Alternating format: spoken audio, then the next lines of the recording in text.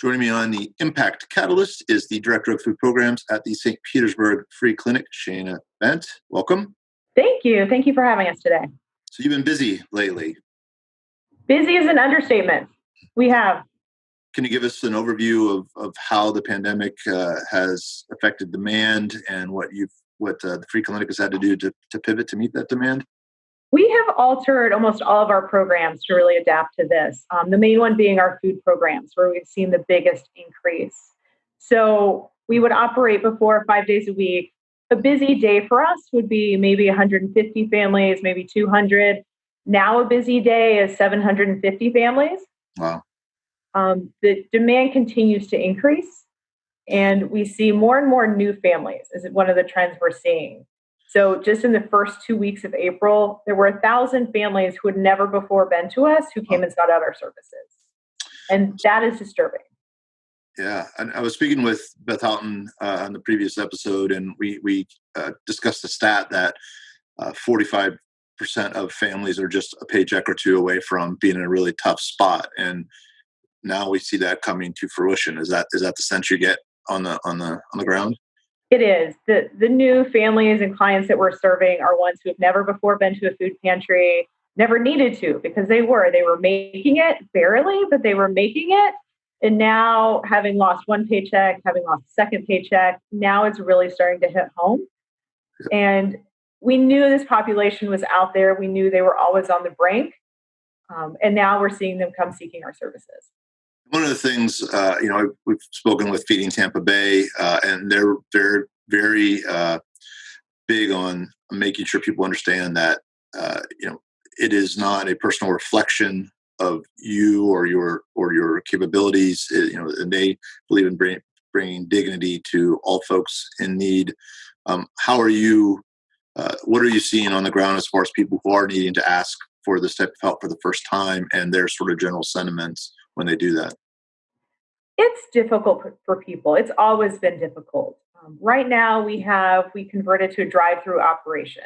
Before, we had our pantry inside. It was a client choice model, which means it's set up roughly like a grocery store. We knew just one, with the social distancing and the numbers of people we were seeing, we couldn't continue to do that. So everything's in the parking lot.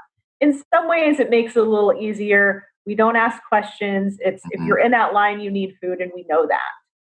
And so we try and, if they have other questions, we have staff on hand who can talk to them, again, while they're in their cars, keep everyone moving.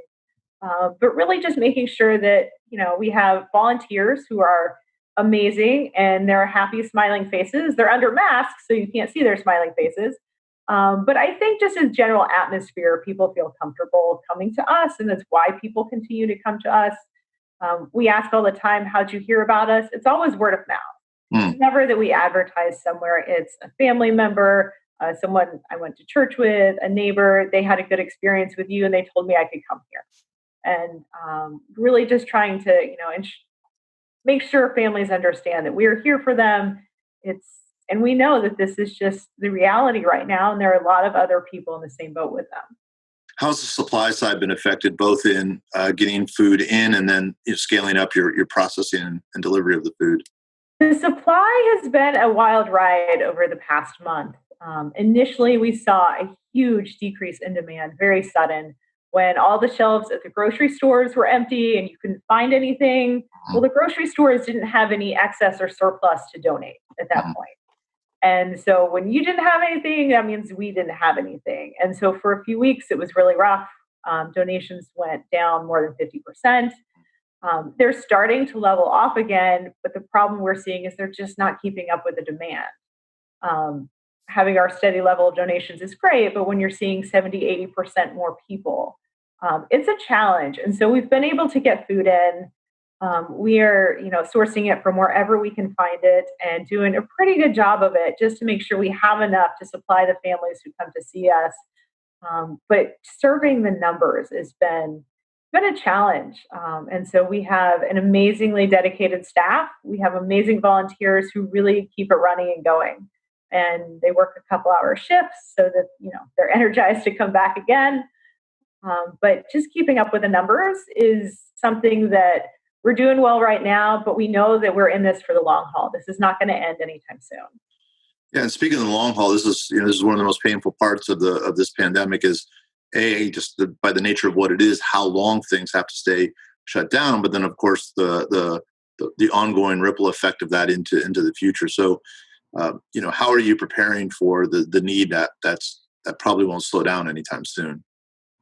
We're prepared to see the numbers continue to rise. And so we don't anticipating going back, inside our pantry anytime soon, simply because of the numbers. Hmm. We've done some mobile distributions at other locations, trying to reach people who can't reach us, and really just trying to, spread out and make sure that anyone who needs food has access to food. And again, working on finding enough food to keep us going in the months ahead, because we know that so many, we talked about the 1 to 2 paycheck away. Hmm. That second paycheck is now gone. And so when the stay at home orders get lifted and everyone can go back to work, that's great. One, assuming you still have a job. But when you've gotten a month behind or 2 months behind in your rent and utilities, and you suddenly go back to a job that pays $12 or $15 an hour, you don't suddenly become, you, you don't suddenly catch up. It doesn't quite work like that. If you were breaking even before, you're going to stay 2 months behind. And that's going to be a real challenge for our clients. And so we are really just preparing to serve not only their food needs, but we have a vast list of resources. We work with other agencies to meet other needs that they might have. And that's hopefully one of the adjustments that we make in the philanthropic community. That 43% or 45% being that thin financially is, obviously it feels like it's just a matter of when and not if that's going to come crashing down. And sure enough, now is the time when it has. And we prepare so readily for other types of, disasters or contingencies that it just seems like uh, we'll probably put more of a focus on that financial preparedness as a society, as a country, I think, going forward. Do And I talk to people and tell them about that statistic. How many people right here in Pinellas County are so close to the brink? They're really surprised by that. And I think it's a population that you don't think of and you don't see. And so you just assume, well, if they're not in poverty, they must be fine. And that's just not the case. So, if anything, this has at least brought that to light. And I think people are recognizing that so many people that they encounter in their everyday lives don't make a lot of money and are really just surviving and going paycheck to paycheck. And I'm hoping we have a little bit, one, more empathy for that and yeah. understanding. And again, like as you said, kind of the financial stability is going to be a huge part of the recovery. Food has been, an obvious area of concern as the free clinic handles a lot of other areas. What are some of the other maybe lesser known areas that you're seeing a spike in demand and a struggle to keep up with it that maybe doesn't get as much press? So right now, our health center, we're seeing people doing some telehealth appointments and doing things remotely. But again, when things go back to normal, whatever normal is, we know that we're going to see a huge spike in clients who now don't have a job and now don't have health insurance. Mhm. And so those basic needs, those basic healthcare needs don't go away. So we are preparing for, again, a spike in demand in that. Our residences, we have a men's and women's residents who serve those in recovery. Global pandemics are tough for anyone. Those with addiction issues are having a particularly challenging time. And so we anticipate a huge demand for our services there as well. And we just know that's coming.